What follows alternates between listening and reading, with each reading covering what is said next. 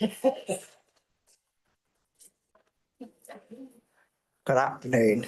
It's my pleasure to welcome you all to the first meeting this year of the Audit, Risk and Finance Committee, and I will ask April to open the meeting for us with a karakia.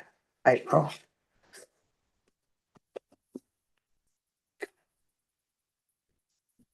Toia ke ronga, toia ke raro, toia ke roto, toia ke waho, toia te he tangata, koronga te po, koronga te ao, homi e, hui e, tai ki e. Okay, just to note that this meeting is being live streamed. The minutes are being taken by April Bryce, and the technology will be managed by Emily Corner. So welcome everybody to this first meeting. The first item on the agenda is apologies. I note that we have received an apology from Councillor Skeggs, who's attending jury duty, and His Worship the Mayor, who needed to go to an LGNZ meeting. So the recommendation is that this committee receives and accepts those apologies. I'll move the acceptance of those apologies. Well, thank you, Councillor Tim. All those in favour, please say aye.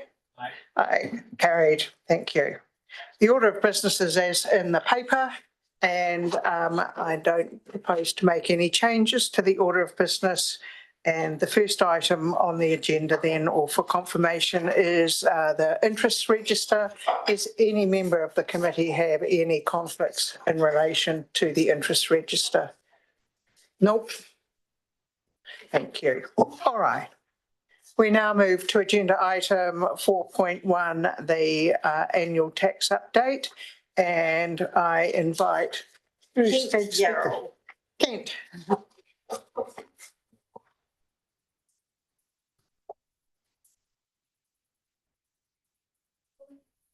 Welcome, Kent. You can assume that the committee has read this paper, and I invite you to highlight any points before I open it up for questions.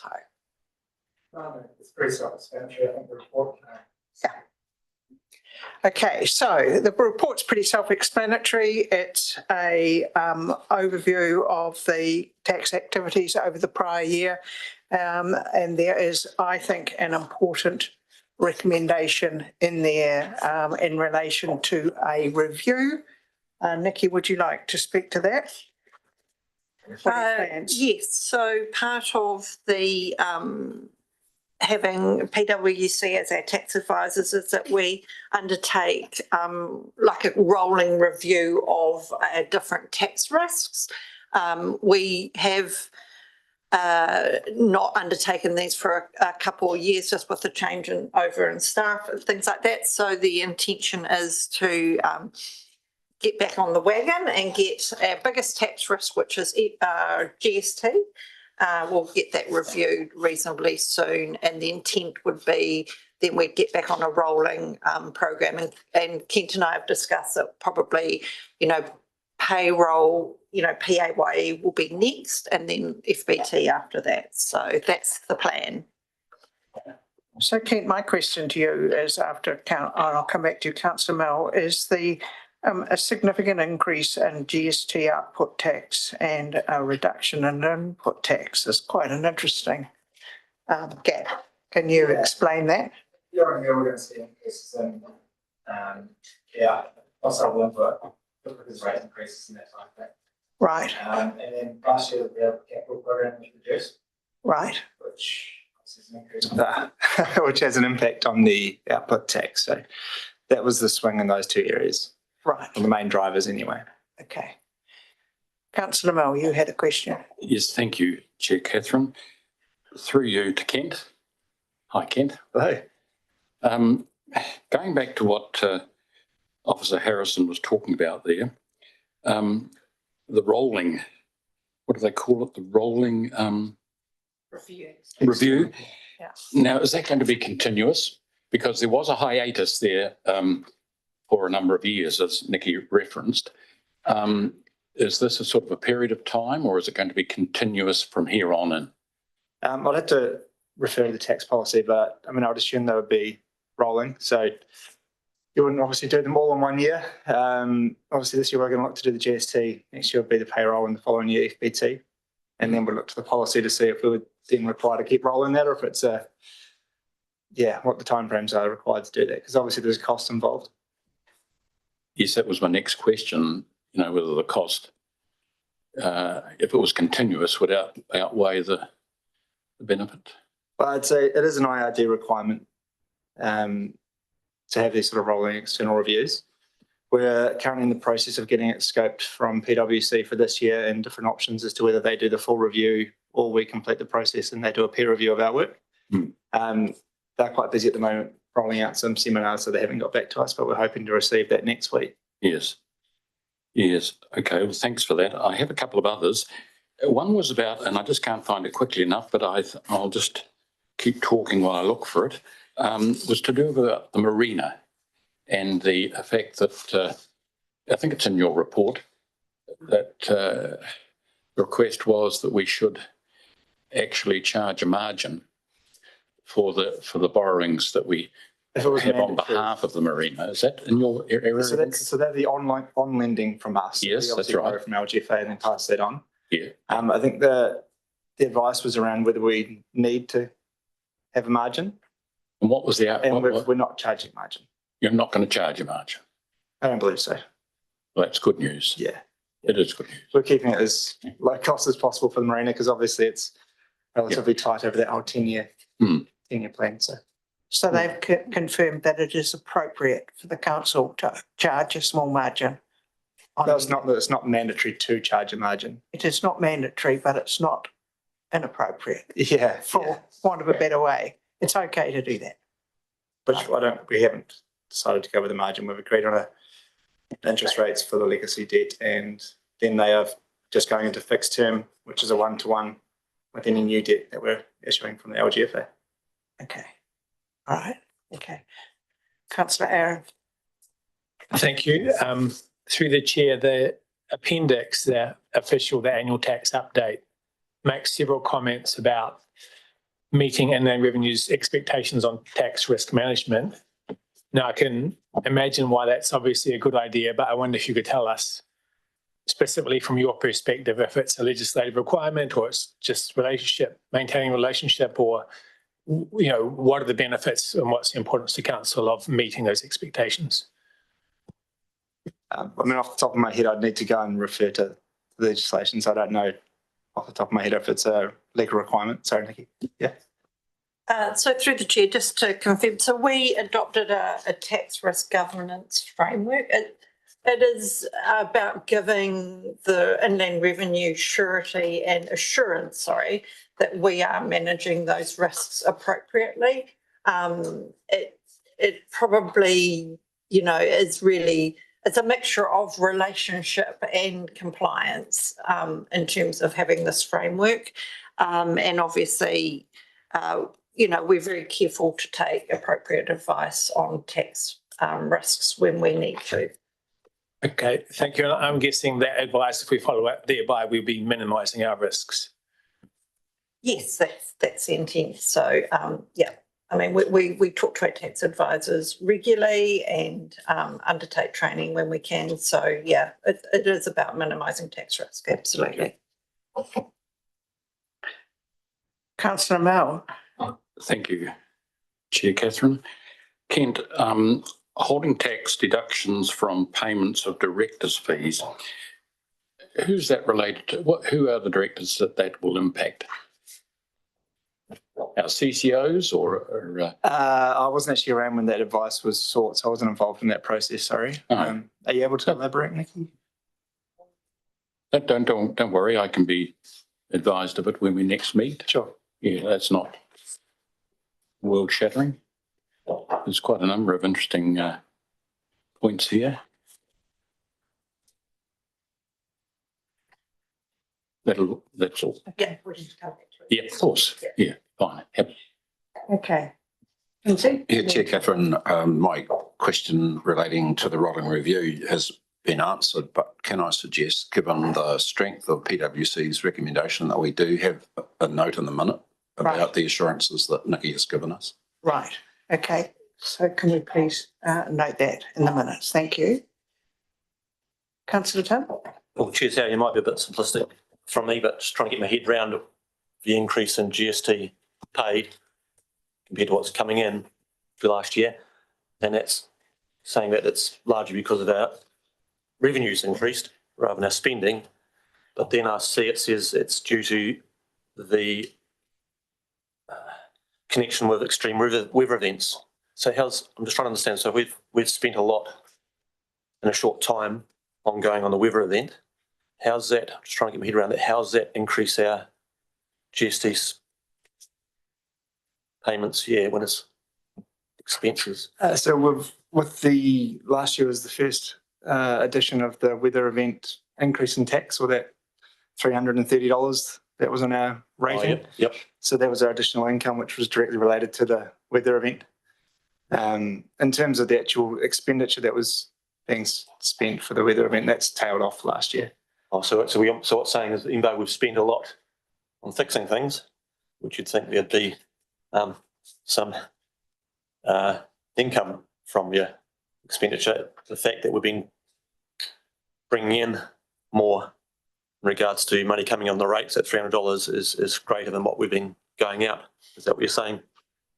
And how's that all balance up? Because for the layperson, the public will be going, hang on, we've rated this much, but we're only spending this Well, much. it's about timing. So through the chair, the fact is that the event cost money up front and we borrowed it. Yep. And now we're rating for it over going forward for 10 years. Okay. So that's where that mismatch comes Mismatch, we've Yeah. spent it prior and now the money's coming in to pay off what we had. So it looks like we've got a lot more going out in GST rather than. Yeah, so coming in. it is You just think a timing mismatch of the expenditure versus the collection all- back of the rates. Obviously And adds up. yeah, and we chose to smooth that rate for ratepayers over a 10-year period that'd be rather than hitting it all in Cheers, one. that's very helpful for Yeah. us and the public understanding. And how's that like to reflect over the next few years? It's going to sort of flip back the other way, or it will still be ahead of a ball? Because we'll still be spending, we're still. So it really, so the actual recovery program is a 5 to 6 year program in total, and it is a little bit lumpy, but the bulk of it is in the earlier years. It's hard to know with everything else going on how those numbers will move over time. So when it sort of says it's because we're having a greater revenue, it's not, and Yeah, it's really, we've actually been spending a lot more, but it's happened. it was borrowed money. Borrowed money. Yeah. Okay, very good. Thank you. Okay. All right, Councillor Mel. Thank you, Chair Catherine. Kent, another question. It says in your report references the rolling review, and we've discussed that, but it does say in the PwC report that they suggest that council consider other reviews. And I think you may have touched on it when you responded to someone a minute ago, but where are you going next on it? What would be another one? I mean, they're suggesting your payroll and fringe benefit tax reviews over the coming year or years. Where are you going to go? Yeah, so the payroll seems to be a logical next step. Obviously, we're going through a payroll system change currently. So once that's all implemented, it makes sense to then do an audit effectively on to make sure that everything is coming through correctly. And then I would think FBT would be next on the list. Thank you. Thank you. Okay. Are there any other questions in relation to the annual tax update? There being no further questions, the recommendation is that we receive the report. Happy to move. Happy move, Councillor Tim, seconded, Lindsay. All those in favour, please say aye. Aye. Aye, thank you. Carried. Okay, we can now move to agenda item 4.2, which is the privacy update, and Amy.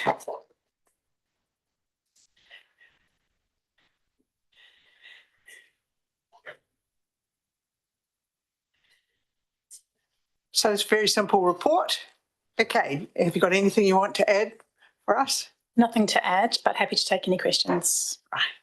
So what keeps you awake at night in relation to privacy matters, given the recent issues that have been out there, particularly in the health sector? What's keeping you awake?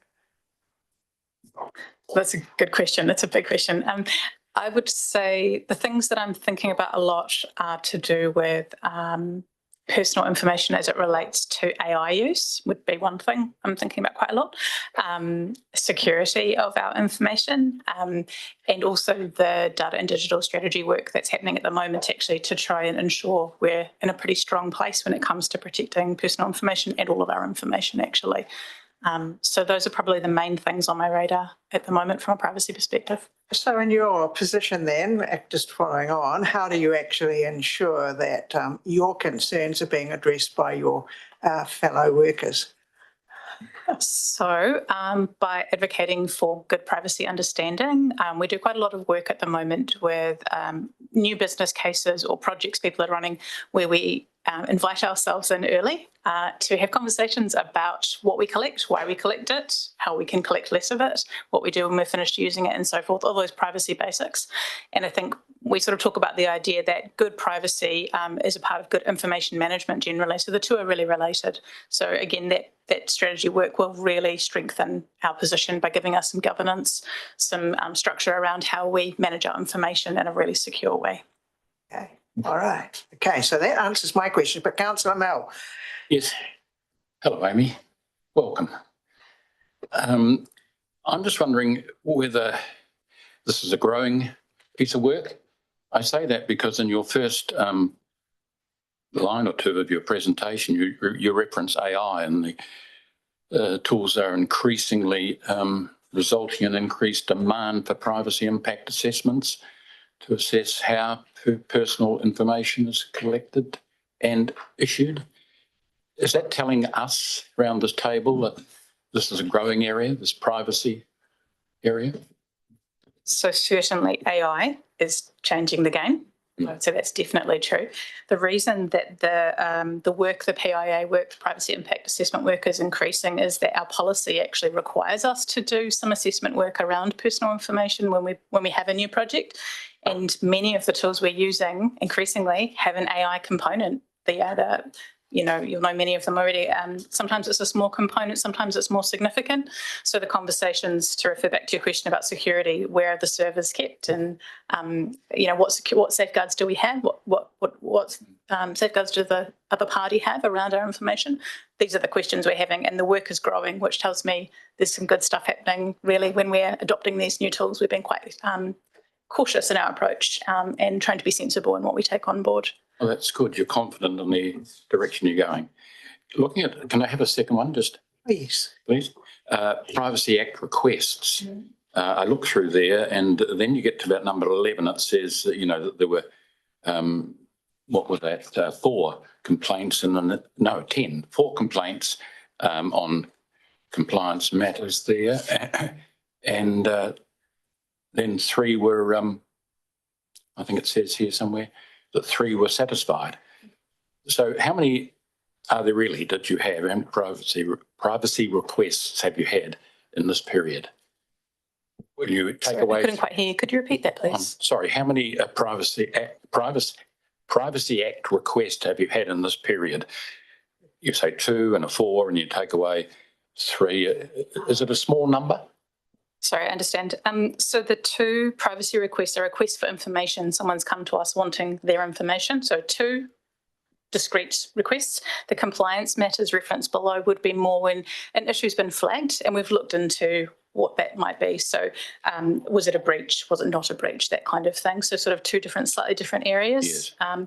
So yeah, to summarise, just 2 individual privacy requests and then the 4 compliance matters, 3 of which were a digital thing that went wrong that we could quickly resolve. So thank you for explaining that, because how does it compare with the last period? Do you know? Would you have an idea on that?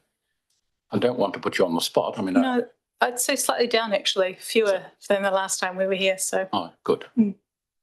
Thank you. Okay, Councillor Tim. Yes, thank you once again. Just get my head around it. It's quite a small report, but I see that's what we feel it needs to cover. Is that right? You're just basically updating us on what. So let me get this right with AI, and it has its positives, and I'm always a little bit nervous about negatives if you sort of launch into using it for just as positives. So what you're saying is, with the privacy concerns in the past, you take notes, etc., and it'll be documents in the confidence of this building. That when you're using AI, it's going out to a cloud, and then it could be that information could be repeated. Have I got that right? So, sure, yeah, basically that is one of the things we're trying to get a sense of. And I would say every organisation around the world is currently trying to do the same thing. But yes, trying to understand how far does our personal information go. When we're using it, we're really clear here that we do not put personal information in any AI tool. So we might use it, for example, to help fashion some notes or a report or something like that, but we don't put personal information into AI tools for the reason that you're describing. So that's described in our policy and our training on the topic. But it could be enough clues that someone could put 2 and 2 together and realise some organisations putting in a tender or so forth. I'm not sure, sorry, how to Okay, no, I'm just trying to read between lines. Yeah. It's a fairly short report, and maybe that's what it needs, but it makes me nervous, and I see you just raising it as a nervousness going forward. Just raising it in that increasingly anytime AI controls data security, anything in that conversation comes up, often the second thing that comes up is the Privacy Act, because it's interested in protecting people's personal information, right? So the two things often are aligned. So that might be why it's just present in a lot of the work I'm doing at the moment. I'm on the edge of AI pieces of work. So my concerns, and please Chair or yourself, Amy, put me right, this could become a huge issue in the sense that even though we're very professional and we're doing everything in the bestest of intent, perception could be that information that is out there on a cloud and could be wrongly used or so forth. And sometimes that perception, understandably, could be greater than the actual, and that could create a real problem legally or risk down the track. Have I got that right? So I can't speak to the legal element. I can just speak to how the Privacy Act sees AI. Sure. I would recognise that there are concerns that people hold around the use of AI. But and my next question on that, and it's a bit of feedback, and if you can't understand, do we need to use AI? I mean, there's some positives, like a lot of things, some positive tools, but then sometimes the risk is so great. My nervousness, I mean, I'm not doing your job, so I'm not trying to tell you I don't understand it all. But from the layperson looking in, or the customer, that could really open us up. And is it a situation we need to really pull back on the AI? So through the Chair, we have an AI policy and we have an AI strategy, and we've got an AI group that meet and discuss these items. So we've taken a pretty conservative approach to AI tools. We have in a pretty locked down environment. People can't just go out and stick a tool on their computer and go away and do things. So, and we also have AI champions that are working actually across the business. I think we've got 33 people that are trained in understanding AI risk that are actually in the business with the people, understanding what they're doing. So I would say we're at the conservative end of AI, and that's, I think, the assurance that we're trying to give this committee. Put my mind at ease and the public's mind, because this is a fairly new area, and some everyone thinks it's the greatest thing since sliced bread, but then it can come to bite us down the track if we're not taking that conservative. So you give me some confidence there, and that's what I'm and we monitor that quite actively, because we're very, very conscious being a public body of public information. Thank you. Cheers. I do, though, think that this committee should always be receiving these reports and question them to give ourselves be satisfied that all reasonable steps are being taken.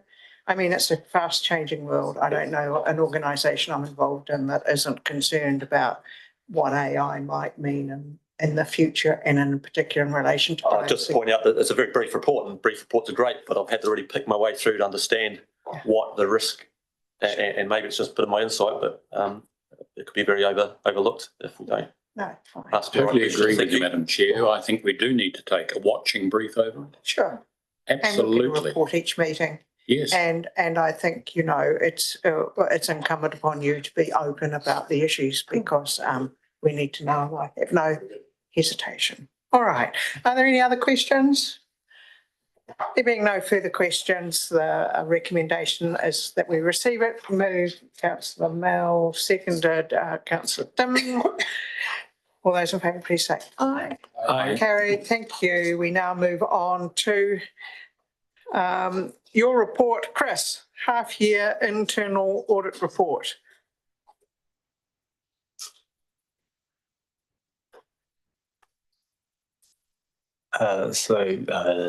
G'day and for the chair, just as read, no comments.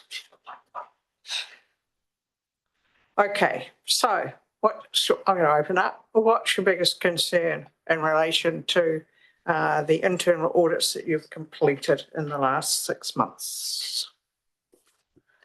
It's not a lot in here. Again, what's keeping you awake here? So through the chair, there was no major concerns found so far. Most of those thought there aren't any sort of outstanding high recommendations or very high recommendations. There are some small ones that are being sort of monitored and managed through our risk process through our operational risk register.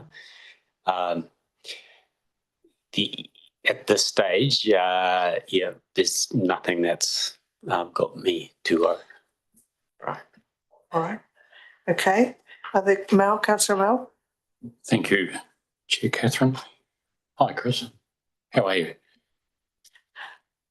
Yeah, good, thanks. Right. In your report, you reference net external borrowings 2025 at 255.5 million. Just a second. That's the next report. Is that? Okay. Yeah. Come back a page. Come back a page, right. We're on 20 and 21. Okay. Right. Can I just take a pass over to someone else while I... I'm happy to move received. Okay. All right. Have you got... Okay. So... And he's got a question too. Have you? Yes. Question? Right. Come on, Aaron. Thanks. Item 7 talks about an MOU with TDC to improve consistent management of shipping activity. And this question could be for anyone in the room, I guess. Has that MOU been finalised, and how does that fit in? I think this term we might be considering having joint services around shipping and harbour master activities. So anybody who has information on that might be useful to get a brief update. I can talk to that. Had a conversation with Leonie last Tuesday, about potential shared services across a number of areas that we're considering.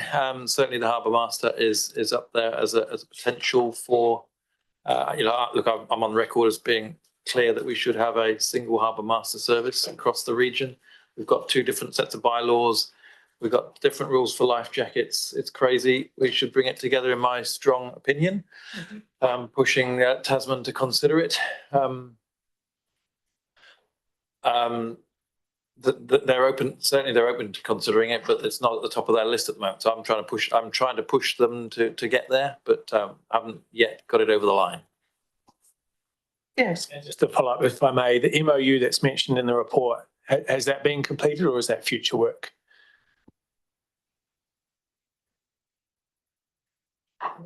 No MOU in place at the moment. Including formalising. I think that's an improvement area. So I would think it's to come, would be my reading of that. Can I just make an observation that the New Zealand Port and Harbour Marine Safety Code is actually not a industry-led wide agreement. It's not, so the Maritime New Zealand and all the ports have got together and said what's an effective code to manage our ports. It hasn't actually been downloaded into a rule. It's a really good example of cooperation and people working together. So that Port Nelson would have been assessed by the partners. So that's the ports, the regulator, which is Maritime, and etc.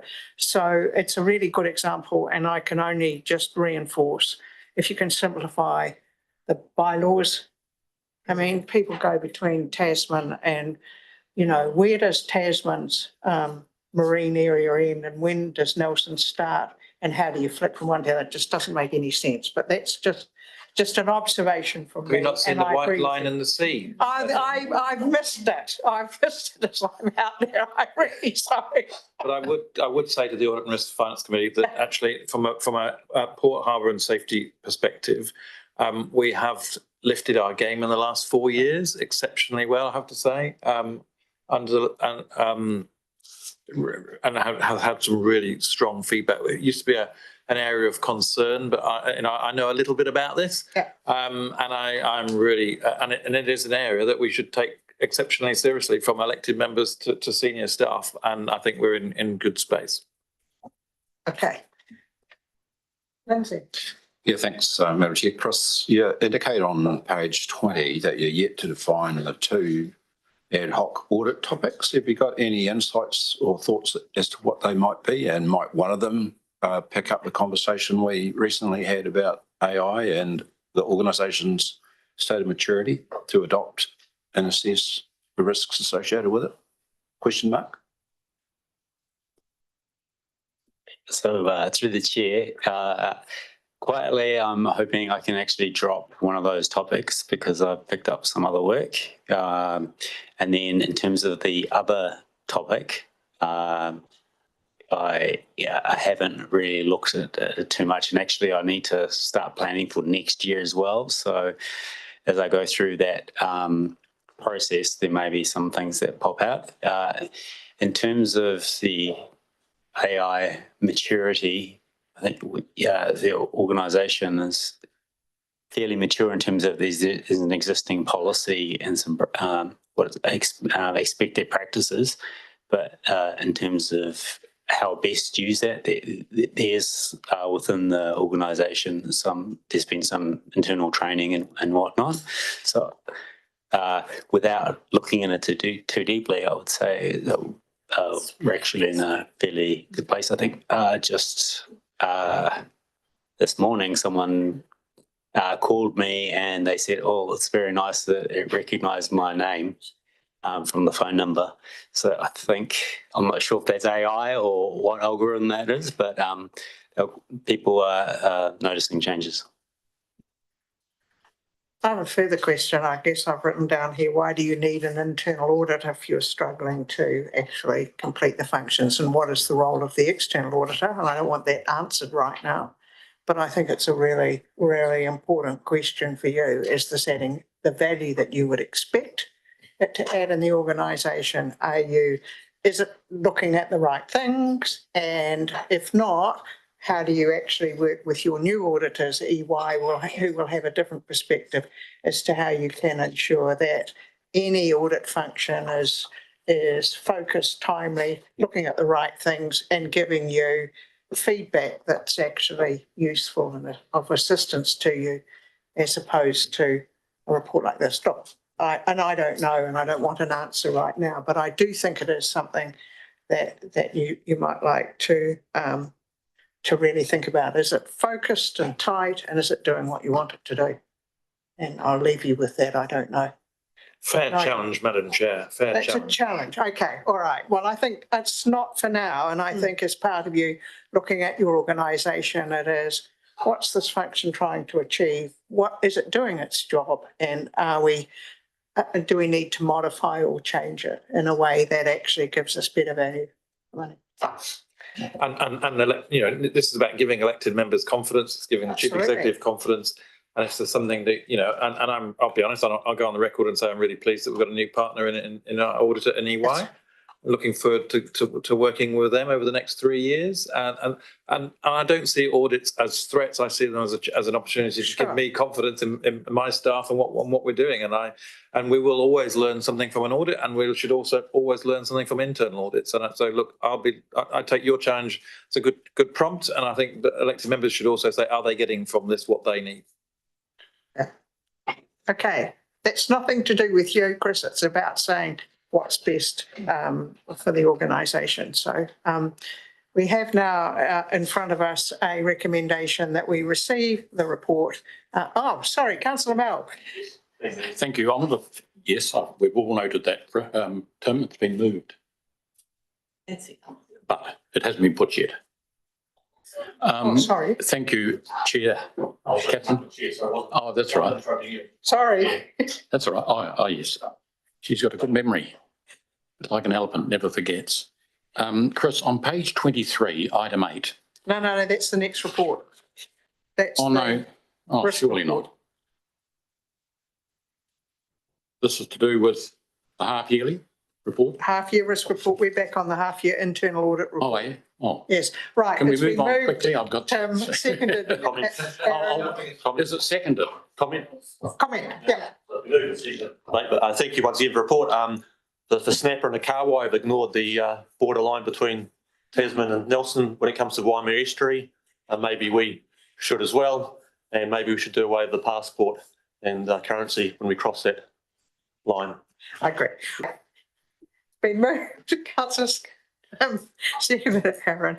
All those in favour, please say aye. Thank you. Aye. Carried. Aye. Now we'll move on to the half-year risk report. And Chris, again, we've received your report. What do you want to highlight in this report before I open it up for questions? Sorry, the Chair, nothing additional to highlight. Happy to answer any questions. Right, okay. This is my turn. Your turn now. Chris, I want to follow on from a previous question just a moment or two ago about, and our Chief Executive said, pleased to be giving members, elected members, confidence. And I saw this item 8, page 23, and it says here, loss of service performance from ineffective contracts and contract management. And there's going to be established, or it has been established, and I want to know if it has been established, the Enterprise Program Management Office, because it's called an EMPO, because that will build reputation, build our reputation in the community. And I would suggest be cost savings as well. So have you got anything on that you can report to us? I'll talk to that if I may, Councillor Mel. Oh, you wanted to talk to that, do you?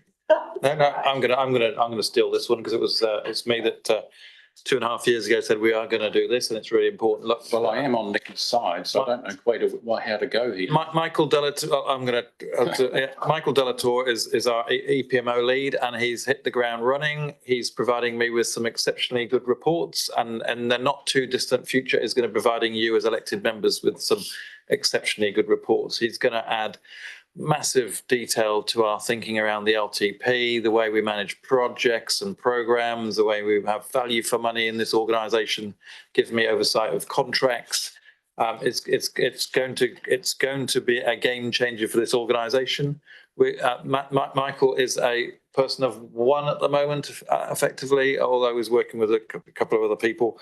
And we've got to consider during phase 2 of org design whether we build up that capability. I'm certainly of that view that we would want to do that, because I think, as you rightly say, Mal, it's going to be a game changer to this organisation, and Michael already is delivering. We like good news stories, don't we? And that is a very good news story. Efficiency, cost savings, oversight in a very vital area. Thank you.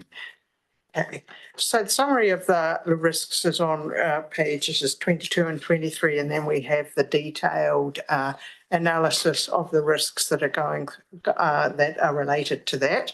And Councillor Mel, just for your benefit, if you go to page 36 and 37, you'll see all the detail as to how the risk is being mitigated or reduced, and all the actions that are being taken through that process. It's a detailed report and important. So are there any further questions on, Councillor Tim? Getting a report is at number 6, Lifeline services. What's that? I don't understand that. This is high risk. What a Lifeline? So through the Chair, the lifelines are like your drinking water, roads, those things that I guess need to stay open. Exactly, essential. Okay, and So again, councillor Tim, if you go to page 31, it helps you there. So the objectives are to provide, maintain water supply, wastewater and stormwater management systems and roading infrastructure. And that's in a response. So that's what what the council's trying to do. But of course, we always risk a failure. so Take risk, Wellington so you can Water. understand risk rating remains high. I mean, there's always, Yeah. if it failed, the consequence is great. But are we saying that there's more we could be doing? To understand the risk when you're using the term there, there's a risk and all sorts of things, but is that come through that there's more that needs to be taken into account there, or just saying that the risk, if that did fail, we've got lots of redundancy, and I'm always impressed the amount of redundancy you got, et cetera, for our water supply, et cetera, even for a sewage. Perhaps I can answer that through the chair, if I may.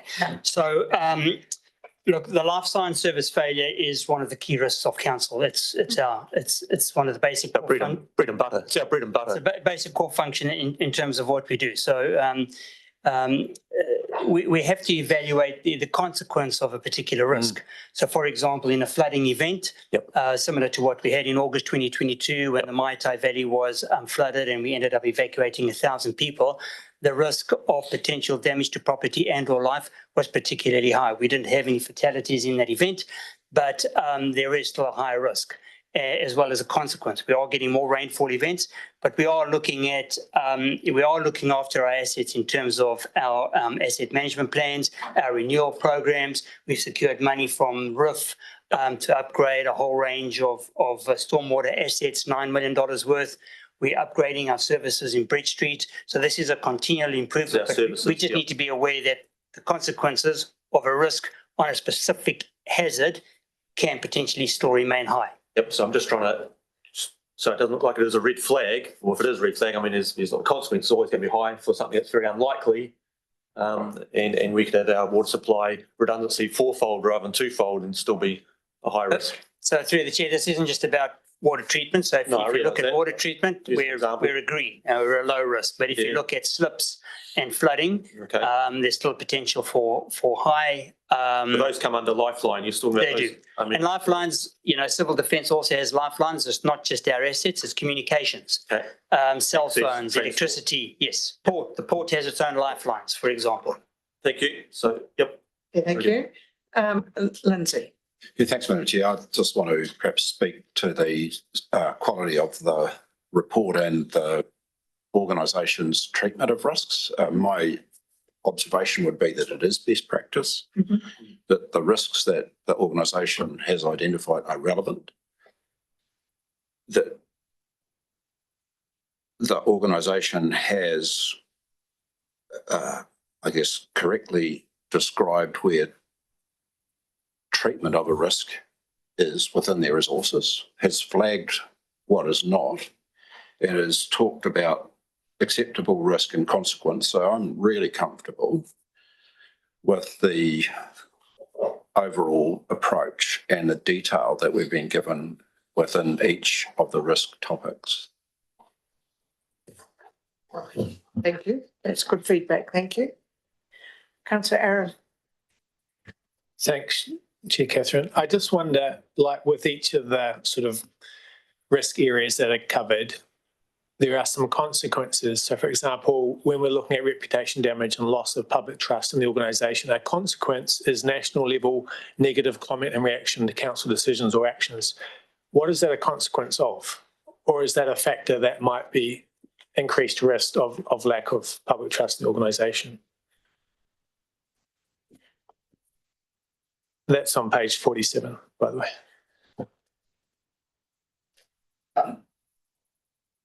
So through the chair, yeah. So those different lines are supposed to represent some different types of risks that might come through. So there's the risk, there's different sources of risk. So I'll have to look at that one in particular to see if it's got enough detail. But I guess it's I'll have to look and get back to you on that one. That's fine. If I could follow that up. So it is headed consequences, but it sounds like these are things that might happen to increase the risk or to result in a poor outcome in terms of loss of trust in the organisation.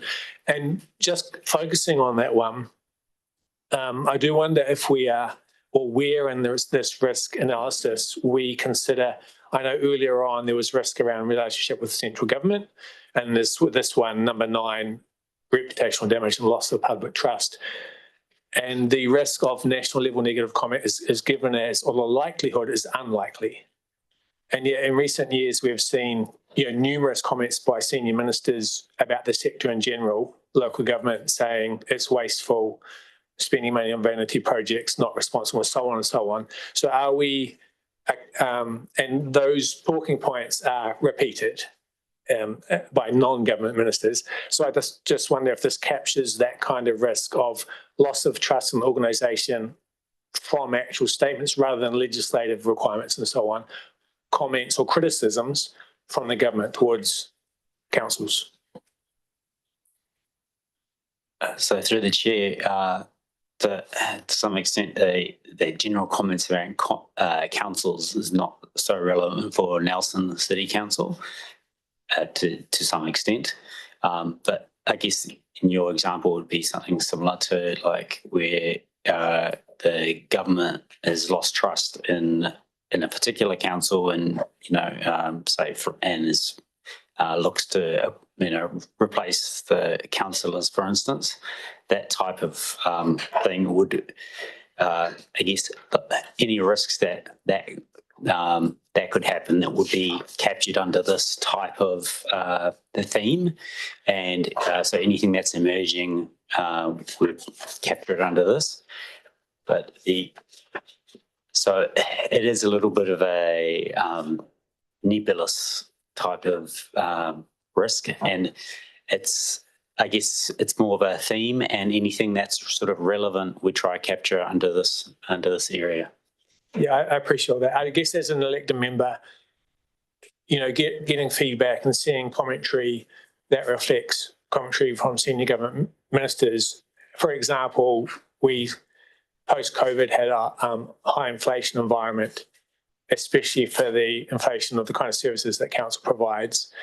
And all councils went through a peak in cost inflation, rates increases, and then it settled down to some degree.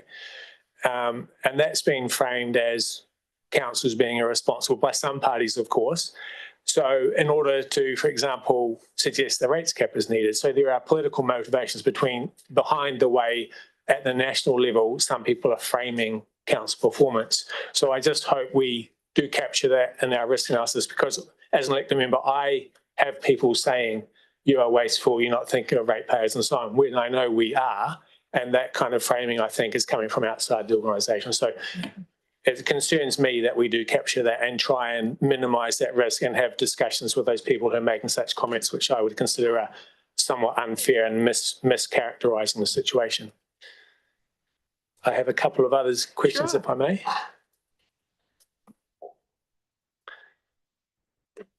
When I was looking at page 29, what was that about? Sorry? Yes, climate change risk. So council, and this doesn't apply just to the climate change risk, but obviously we're looking at risks that would prevent council from achieving its own objectives. Speaking in general terms,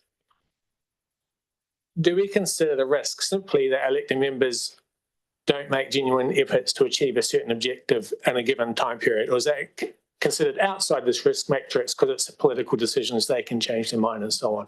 Or are those objectives seen as being locked in for a period and elected members should actually take steps to achieving the objectives? So your question relates to the council objective, is that?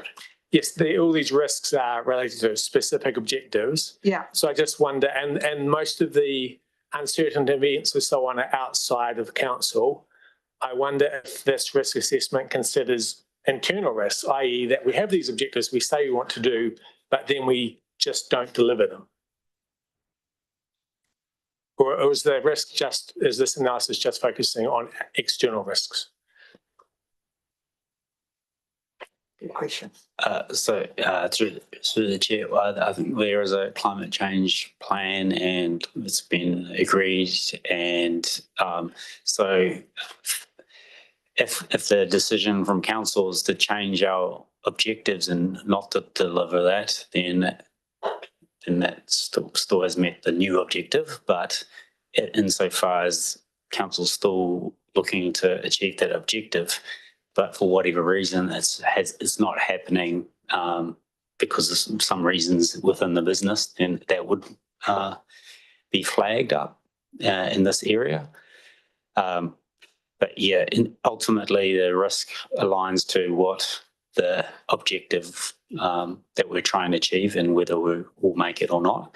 And if that objective changes because of council decisions, well, then that risk also moves as well. Okay, thanks. I guess we do have our specific targets or measures that we do report on via the long-term plan and so on. That probably captures what I'm talking about. Just a minor comment on page 30 refers to the Climate Change Task Force, and that doesn't exist anymore, but there is a joint climate change advisory group with TDC that is in the process of being set up. And finally, on page 35,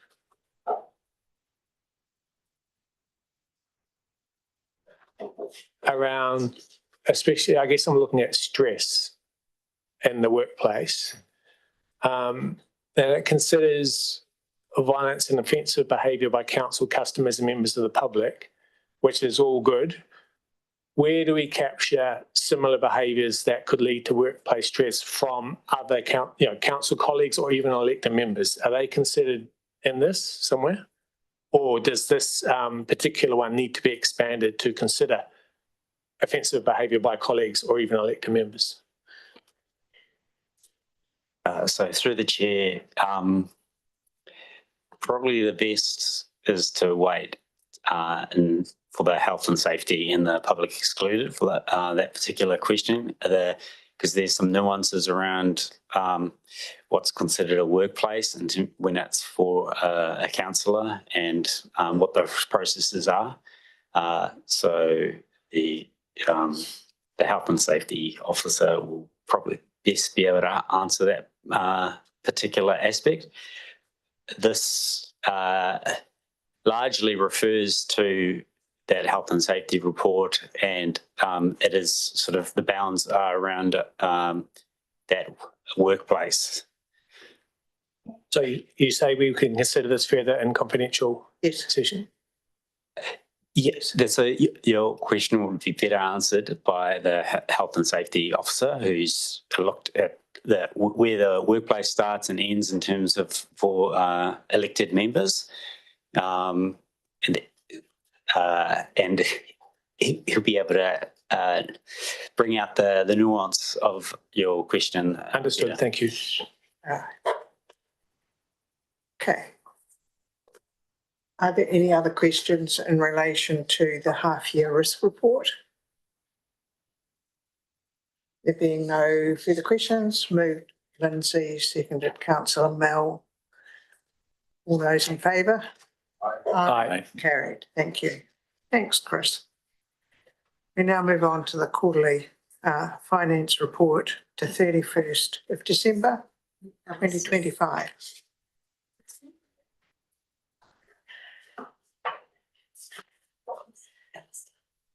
Alistair. Good afternoon, Madam Chair and all the other members. Good to see you.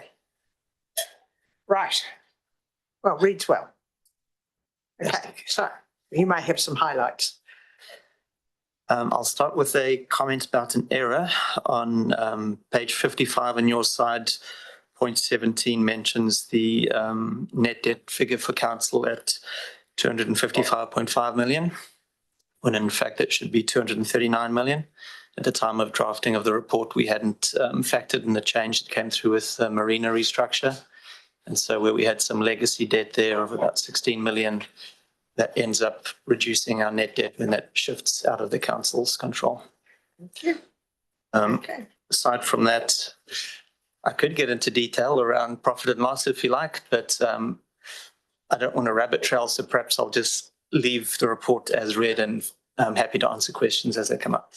Okay, all right. So do I have any questions from committee members? Lindsay? Thanks very much. Just one in relation to CapEx. There's quite an aspirational spend in the second 6 months, and we're a couple of months in. What's the likelihood of achieving the targeted spend? Alistair? I'll make a first comment and then bounce to Alec, I think. So at the time of the forecasting that staff had completed, which was to the end of December, it was pretty soon after the an annual plan workshop and then consequent council decision where capital program was reviewed. Some carry forwards took place already at that stage, pushing about 10.4 million out to future years and acknowledging some savings to date. So at the point in December, that was relatively recently reviewed, and I'll give over to Alec if he wants to update further from that. So through the chair, I'll say what I normally say. Yes, the capital works program is large. It's not as simple to say, do we have confidence that we will spend it? I think there's a lot of nuances around it. I think you will find that the expenditure will start ramping up. We have a lot of work out on site at the moment, especially Bridge to Better, which is a substantial contract. As you know, we've recently completed the Paru car park, Millers Acre, the Nelson bus hub. So there's a lot of work happening. I've stated on several occasions that we are under pressure, and we are under pressure, for example, by us accepting the regional infrastructure funding from central government of $9 million, which is great, but that also comes with extreme pressure to deliver. We've had to adjust our 10-year budgets, and now we have to deliver that project within 3 years, and we only received confirmation 7 months into those 3 years. So those are the sorts of things that we're dealing with. However, what I can say is that on our major projects, so if I look at Bridge to Better, it's going very, very well. We're still on target to meet all our milestones with the Infrastructure Acceleration Fund and NIF. The Mai Tai works, enabling works, have started on site. That is going well. We've just recently let contracts and awarded contracts for the regional infrastructure funding up at the Mai Tai, so that work's going to be starting soon.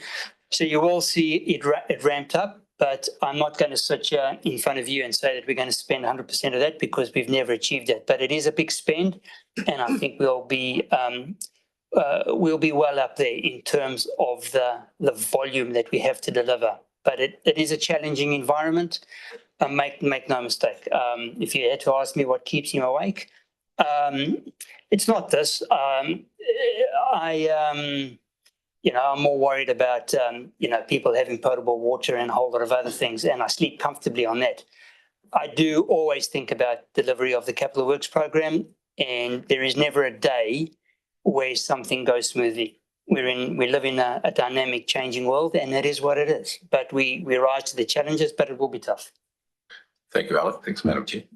Thank you. A question from me, and then I'll go to you, Councillor Mel. Of the 10 million underspend, 4.5 of it's transport related. Are you going to catch that up, or is that? So through the chair, yes, you will see the majority of our resealing program happens in January, February, March, and you will notice as you drive around the city, we are resealing massively. Our resealing program and our rehabilitation work is ramping up. And if we will spend our roading budget and our resealing budget. That again doesn't worry me because I know that's a seasonal aspect. We only have 3 months of the year where we can do all of that work, and we're squeezing that in now. Understood. Thank you. That's helpful. Councillor Mel, yes. Thank you, Chair Catherine. Alistair, in your report, it says here about under the significant variance below, which I went to, and I saw insurance there, and I always look at that, and for years it just goes up and up and up and up. And I see here we're about 600,000 below, if I read that correctly. Is that in any way associated with Council's policy, our policy to self-fund insurance where it's deemed appropriate to do so? I'll which bounce it I one. support strongly, by the way. I'll bounce it one to Nikki, who's worked directly in that space, if I may. Okay. So through the chair, we the Audit Risk and Finance made a recommendation probably 18 months ago to take a higher threshold in terms of some of those risk thresholds for our insurance. And that was in response to the fact that the insurance costs had climbed significantly. So we were able to mitigate that cost. What you're seeing is actually a bit of a softening in the market in the current year. We're going into our renewal meetings next week for insurance. And to be quite honest, it's a bit hard to know what's going to happen next financial year. But yeah, this is purely the benefit of the change in the market conditions. And, there've been a little bit more capacity in the market. Yes, thanks for that. And that's good to hear, isn't it? But I would also have liked to hear that as a result of us self-assessing or self-insuring some of our assets, that might be starting to come through as well. Is it hard to identify that? Oh, no, definitely. I mean, the insurance costs itself would have been that much higher if we hadn't taken that decision. Absolutely. Good, thank you. Alistair, are you happy with the position we're in now with our borrowings? Are they within our self-imposed cap that we... Yes. Yep, we're tracking well according to our starting annual plan. Having said that, within our annual plan process for the 26-27 year, we did a significant review of the capital program, some phasing of specific budgets, having brought forward some budgets from future years, specifically for Bridge to Better and Paraparu Pump Station. And in that context, council were comfortable to see the debt go higher a bit earlier than what had been set in the LTP profile across the 10 years. Mm. So we are tracking well within what was then agreed at that stage in the annual plan 26-27 process. So yes, I'm comfortable. And it's within that 200% of revenue? Yes, we're under that. Comfortably, is it? Comfortably, yes. Good. Righto. Thank you for that. I think I had another one here about the marina. NMML. There's 13.68 million of debt is coming due, it says in the report. Falling due very soon in 2026. And I'm just wondering, now we've got an asset owning CCO at the marina. Does that fall to them now to service that debt and take responsibility for it, or us as owners, councils as owners, does the debt remain with us? Can you just help me understand that, please? So Nikki, feel free to jump in, but my understanding of the process is that we do the borrowing on behalf of the marina. Yes. We then pass that debt through council onto the new CCO. And so effectively it is our debt. They will inform us when we come around to, regular periodic opportunity to do new borrowings. Mm. We'll first reach out to the marina, find out what their needs are in the upcoming period, and make sure that we factor that in with the new borrowing that we're doing. We'll factor in when their portion of the debt is coming due for repayment and do all the necessary treasury processes there of pre-funding, etc. So we manage it on their behalf, and that's where there was the opportunity to put a margin on the debt that we're passing through, but we're choosing not to at this stage. I see. So we take the liability and they pay the interest, is that correct? So through the chair, we borrow externally on Yes. their behalf. Yeah. There are two components. There's kind of the legacy debt that we transferred across to them. Yes, yeah. That we already held on their behalf, and that was what Alistair alluded to at the beginning of the meeting in relation to the net debt amount. There's the legacy debt, and any new debt, they just come to us, they ask what they can borrow, we borrow it on their behalf, and we pass it straight through to them. So they pay the interest back to us and we pay it out externally. So we're the intermediary, and the benefits of that is that they can borrow from the LGFA via our balance sheet effectively. But ultimately, you know, they are liable for the interest costs on that. Thank you. Right. Are there any other questions in relation? Yes, councillor Stella. Thank you. If I read the tables correctly, there's a forecast full year net surplus of $15.2 million. I just wonder how that is coming about, whether it's deferred work, we've made savings. So that's the first question about that, how it came about. And then second, what does it mean on the ground? Does that just mean our debt headroom is $15 million greater than it would have been? Or do we have an extra sort of jar of cookies to dip our hand into? Or what does that mean, that 15.2 million?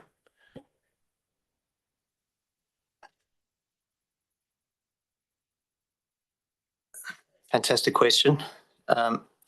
It's to do with the capital income, because obviously we do rate funding and we look to balance to nil on the operating spend, whereas then we also get capital income into the equation, which on the profit and loss, you know, in standard accounting terms, it's income, so it shows as revenue. So it shows a profit on the bottom line, but in fact it's grant money coming in through NZTA, other government grants, etc., which is coming in and covering your capital spend. And that's as per the long-term plan or annual plan. And what's the implications? Is there actually cash in the bank, or is it expense we didn't have? Like, what are the implications for the subsequent financial year? Are we ahead of the game already, or it's just an accounting artifact? No, so I mean, that'll be reducing your debt because you've got the capital spend of, like, when you look at the capital program of 105 million forecast for the year. And so any capital income you're getting in will reduce through the debt requirement, but it's not going to be spare cash in the bank per se. Right, so greater debt headroom for the following years. Thank you. And then on page 62, the net debt to total revenue ratio exceeds Treasury policy. Is this just something we accept, or do we need to change Treasury policy, or are there implications of that exceedance? Can I leave that one for you, Nikki? Sorry, which page? 62.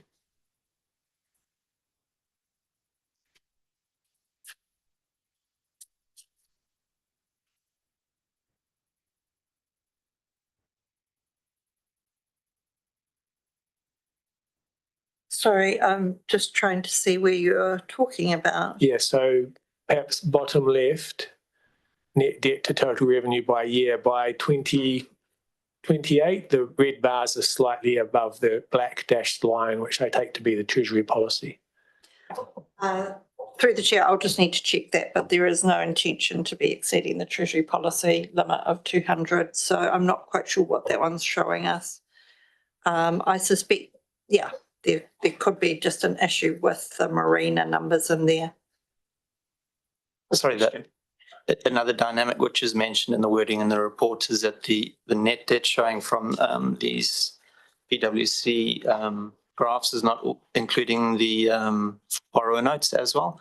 So that there's a couple of differences between our actual net debt and what's coming through on this process, unfortunately.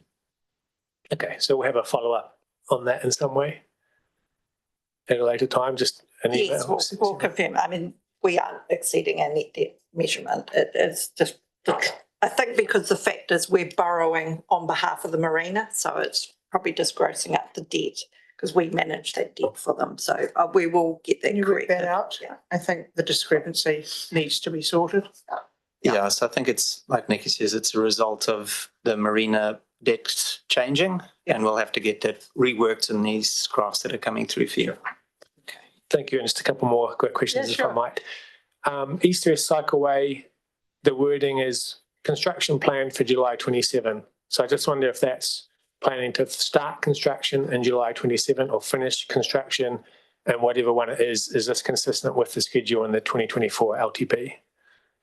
So through the chair, what I can say is that That is the anticipated start date. We don't know exactly. We have to undertake consultation, which we've just completed now. We've got to work through that. We need to see what that says. We may have to come back to council and share that. We may have to adjust our plans. We may need to go back out to consultation. So all of those are indicative, but we are committed to working through that project, but we're at the early stages. Thank you. Thanks. And the second part of my question was around whether that staging is consistent with the 24 LTP. My recollection was that about half the capital budget was to be spent perhaps in 26, perhaps this calendar year, it's 20, and then half the following. Is the plan to start construction in July 27? Just seems to be at least a year behind what was indicated in the long-term plan. Is that the case or not? I don't have that detail, but I can.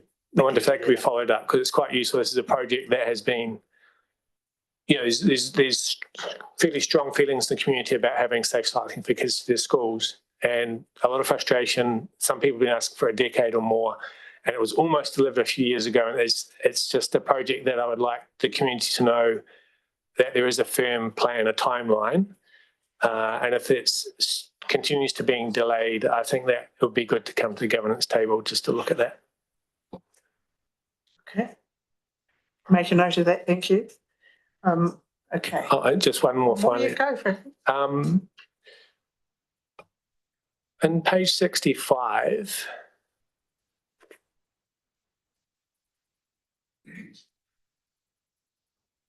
and these are the tables that show, did I get that right? The measures of meeting objectives of the council and so on. From a governance perspective, I wonder if there could be a slightly tighter link between some of the measures we use and the desired outcome. For example, one of the desired outcomes is that our unique natural environment is healthy and protected, and there are some good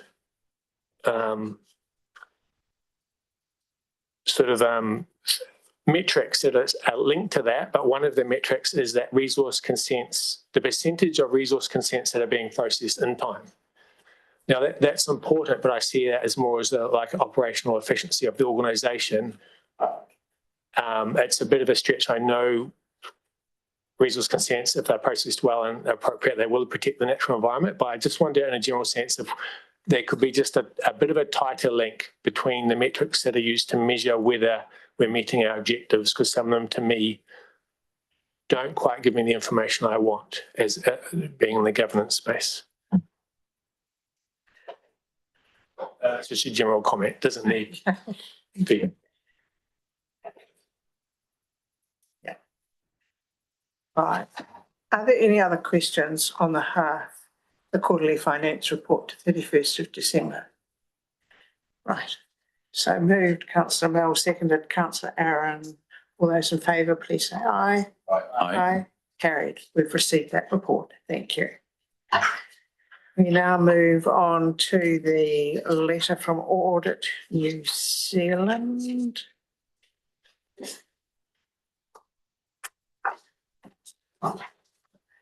And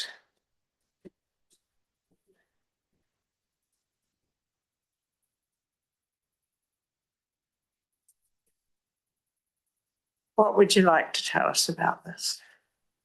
I don't really have anything to add, but happy to take questions. Right. So there are a list of findings to which you have responded in the letter. Can I just make a couple of observations?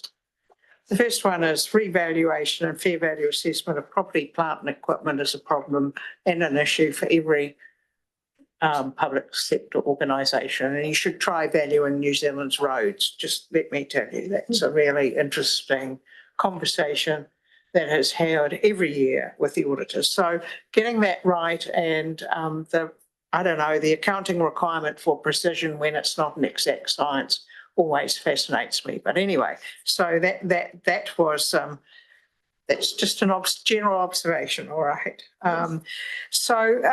There were a list of findings. Some need your attention, some don't. some of you've dealt with.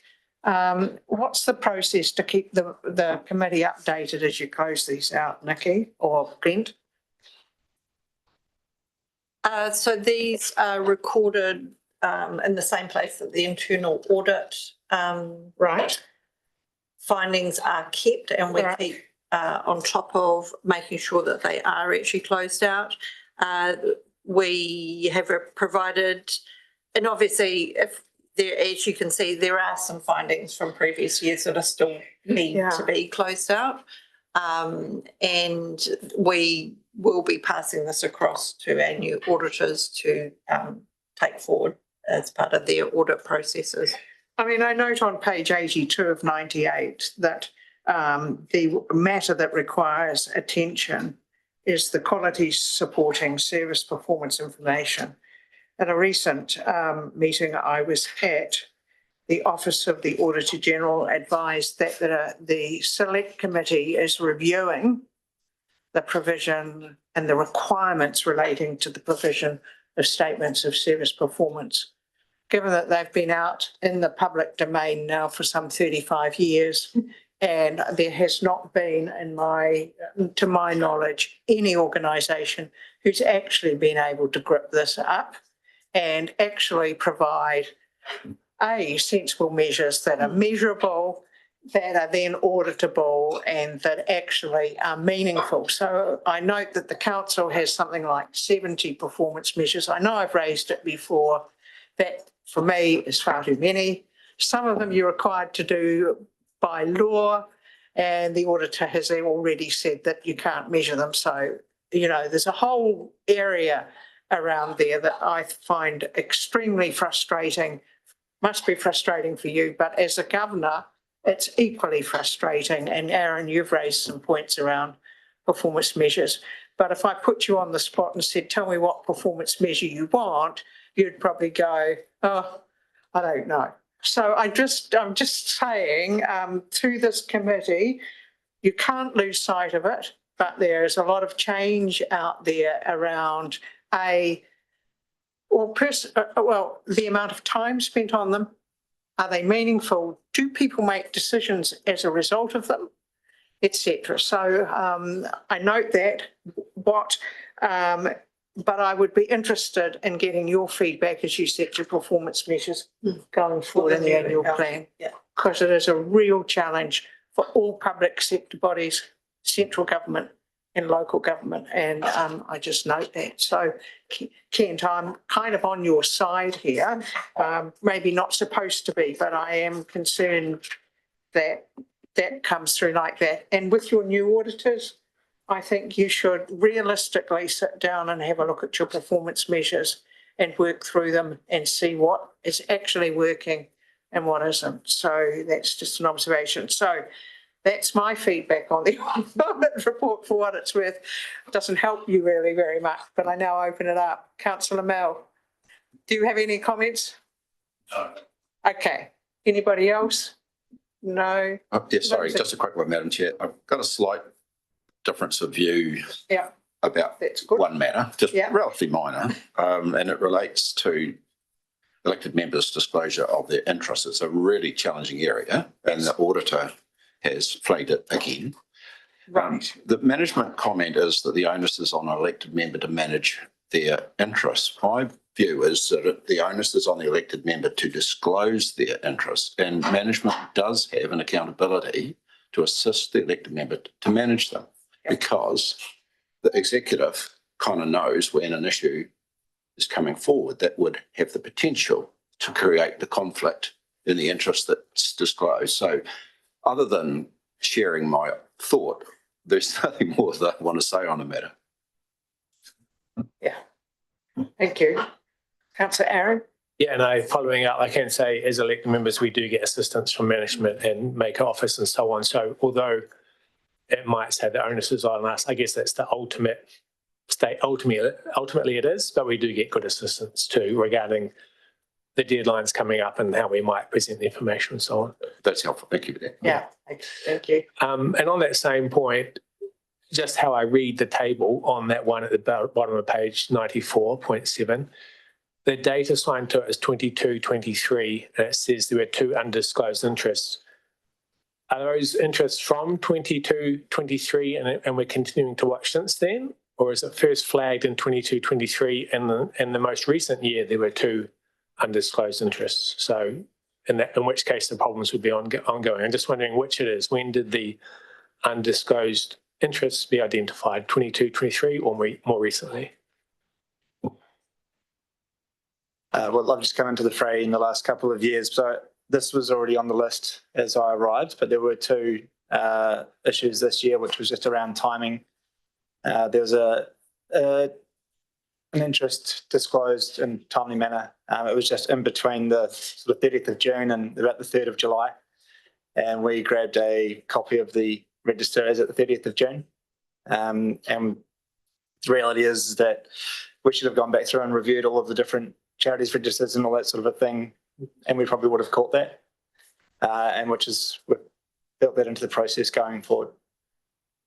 So it's just been sitting there since 22-23, but there was an issue this year. Okay, but the issue was that when the auditors did their review of the records and charities and so on, they picked something up that wasn't on the information we gave them, but since we gave them the information, we had done it ourselves anyway. Is that the case?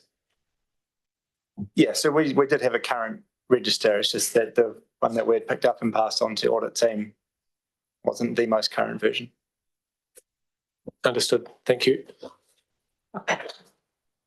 Okay, so we're being asked to note Audit New Zealand's comments and how the officers intend to address the issues raised if there are no further points. Oh, sorry, Councillor. Just with the environment and emissions and that type of thing, and their recommendation and their letter says, we recommend that council establish a centralised and well-maintained record of all emissions factors transitions, including rationale for changes and support legislative references and formal approvals such as, and so it goes on. Are we planning to action that? Are we in support of that the recommendation on page 89? So this is relating to the greenhouse gas emissions. So this was the first year this has been audited. And it was done quite late in the piece. It was all quite rushed. And I mean, there were some teething problems. So there were some teething problems in the way our document management was processed and that type of thing. So it is underway and they are getting things tidied up in the background, and they'll make sure that it's clean for this year and going forward. So they have taken on the advice from the audit team. Thank you. Fixed, that's what you're saying, or in the process of being fixed? Yeah, let's go with fixed. Okay. Thank you. It's good to know. All right, so are there any other comments or observations? No. Okay, so Councillor Mell, I think you moved that we note these Yes. Audit New Zealand comments, and Lindsay seconded that. All those in favour, please say aye. Aye. Aye, carried. Thank you. So we're now at the point where we need to move into confidential. So moved, Councillor Skinner, seconded Councillor Aaron. All those in favour? Aye. Thank you. We'll now adjourn for 5 minutes.